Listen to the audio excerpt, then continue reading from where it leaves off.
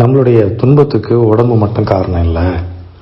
நமக்கு நம்ம பார்க்கறது அதிக நேரங்களில் உடம்பு நோயை விட மனம் அதை பற்றிய சிந்தனை தான் நோய் தாக்கத்தை அதிகப்படுத்துது. அதனால தான் என்ன பண்ணுறோன்னா, நான் என்னோட உடம்பு வருத்தப்படுதோ, என்னோட உடம்பு துன்பப்படுதோ, ஏதாவது உடல் அழுத்தத்தில் இருக்கோன்னு சொல்கிறது இல்லை.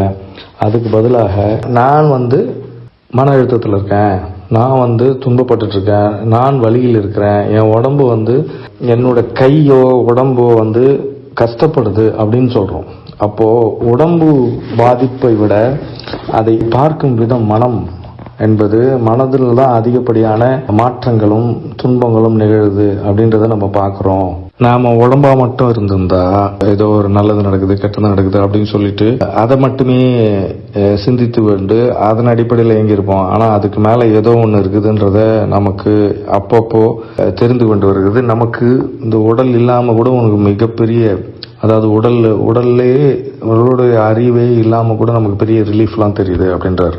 உடம்பு மட்டும் இருந்திருந்தா நம்ம உடம்புடைய இச்சையின் அடிப்படையில் இயங்கியிருப்போம்.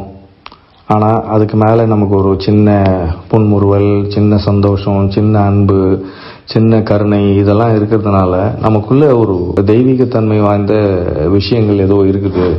அந்த டிவைன் ஸ்பார்க்குன்னு சொல்லக்கூடிய தெய்வீக அதிர்வலைகள் நமக்குள்ளே இயங்கிக்கிட்டு இருக்குது. அது எப்பயுமே